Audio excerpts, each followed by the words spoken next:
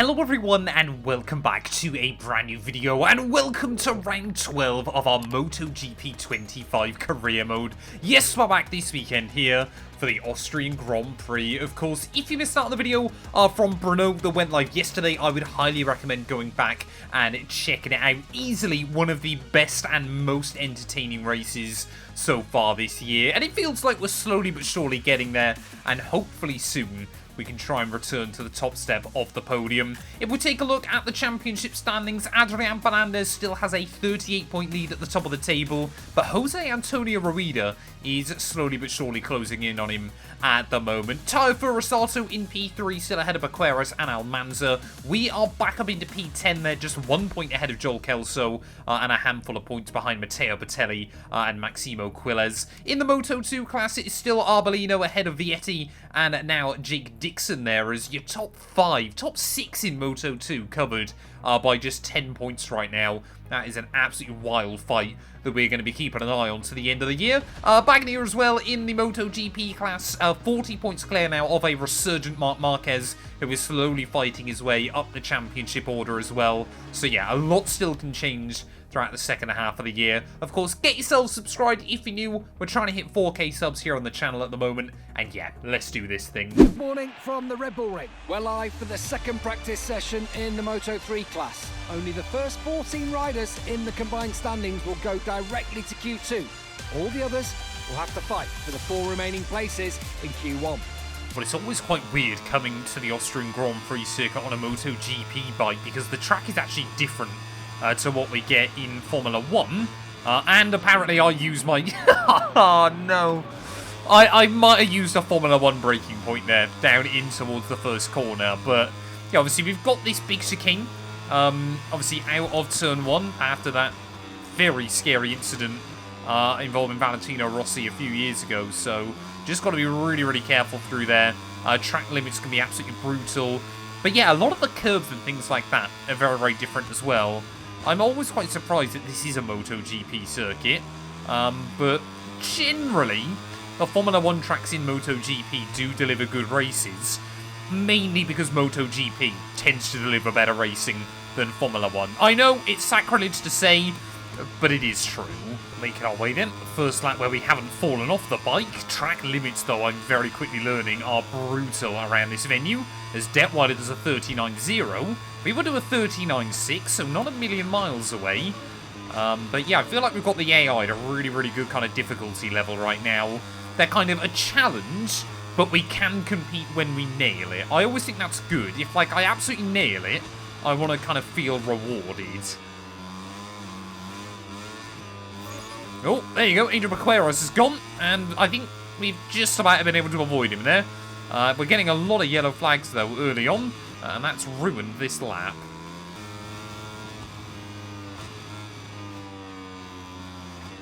I mean, what is that?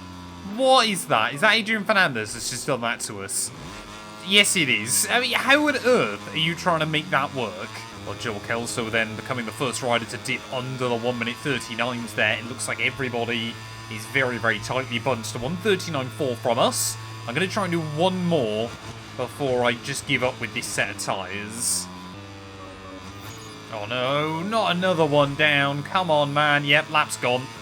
So annoying. You feel like you're on a good one, and then immediately it gets ruined. I mean, we are 8 tenths away from fastest at the moment, and we are down in P22. Even most spec series aren't that close. Imagine an entire Formula 1 grid covered by just 8 tenths of a second. As looks like we've had another one off in the first sector. Come on, I've gone out on a set of the soft compound tyres.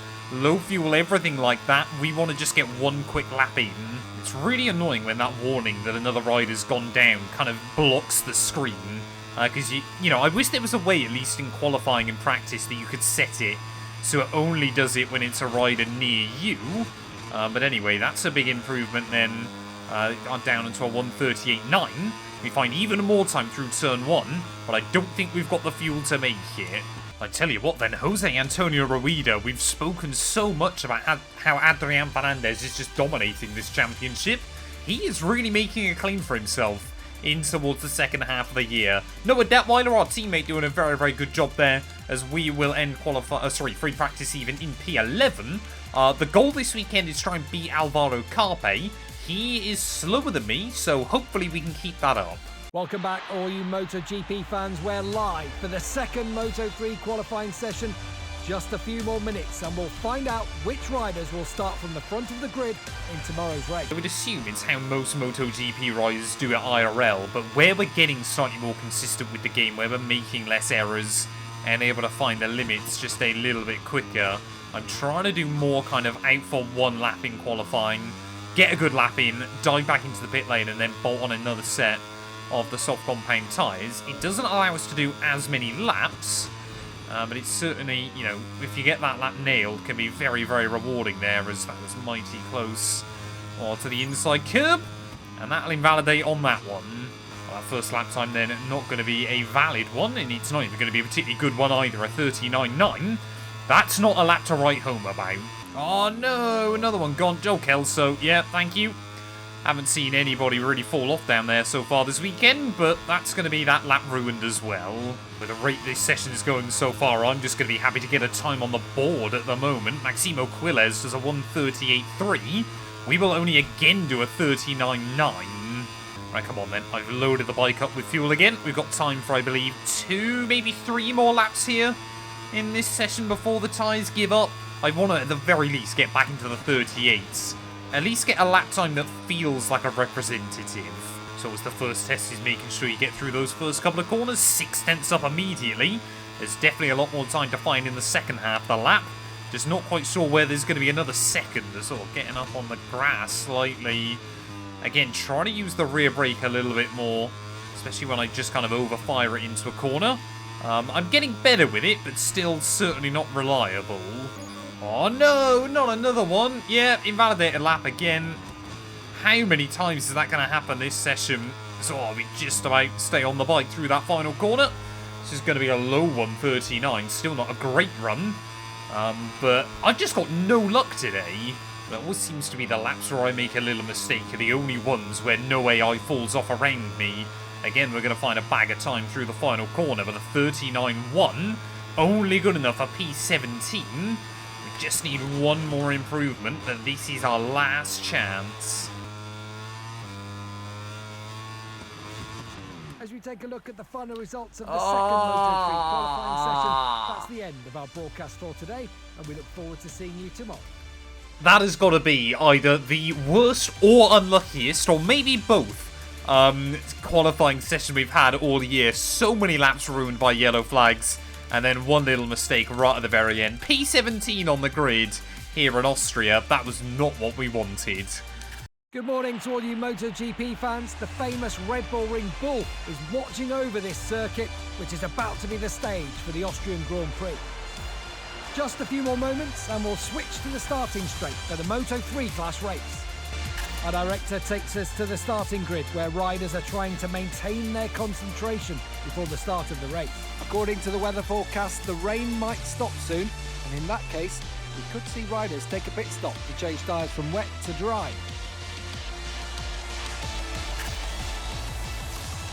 Well, I'll be honest, I've got no idea whether we're going to have to, manually pit inside this race or whether we'll get a red flag that will allow us to obviously change to the dry compounded tyres. But either way, changeable weather is always interesting inside this game. Obviously, wet mediums. I don't even know how many laps this one is, but I guess we're about to find out. Countdown is on here at the Red Bull Ring. Just a few more moments and we'll see the start of the Austrian Grand Prix.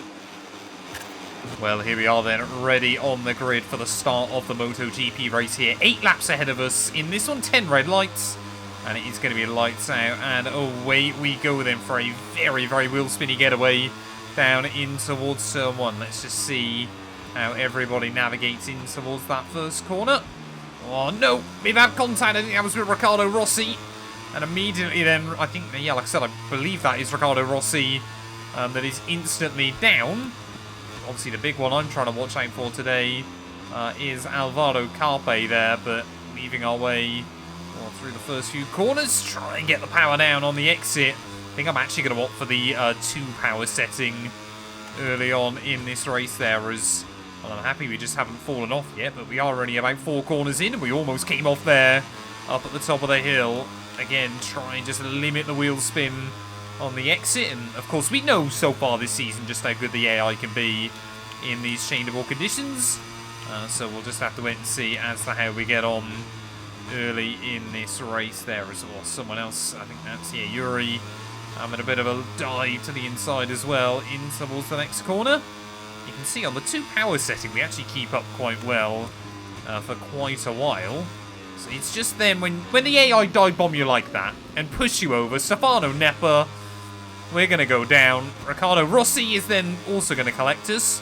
That one, maybe a bit of revenge for turn 1. Luckily, at least we've got Riccardo Rossi to battle with at the rear of the field. It's always the thing I can never adjust to, is how little the braking points change from the wet to the dry conditions inside MotoGP. We're pretty much braking at exactly the same spots we would be, so this goes to show kind of how tyre limited you are on this game rather than grip limited, if you get what I mean. But yeah, Riccardo though doing a very good job trying to catch back up to the rest of the field. Unless something crazy happens, I think we're going to be lucky to score points today. Well, the rain has pretty much stopped then here, so there is a little bit of spray being kicked up by the other riders. I wonder if we could see pit stops then in this race. I don't know whether it's really long enough to kind of make a pit stop worth it. I'll kind of just see what the AI do and then see how we kind of fare against them.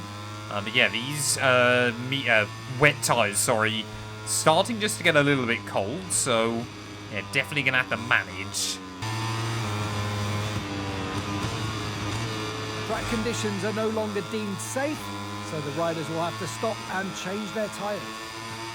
There we go then. That came a little bit out of nowhere, but we are now finally going to get back out on a set of the dry, so hopefully now our pace can come alive in this race.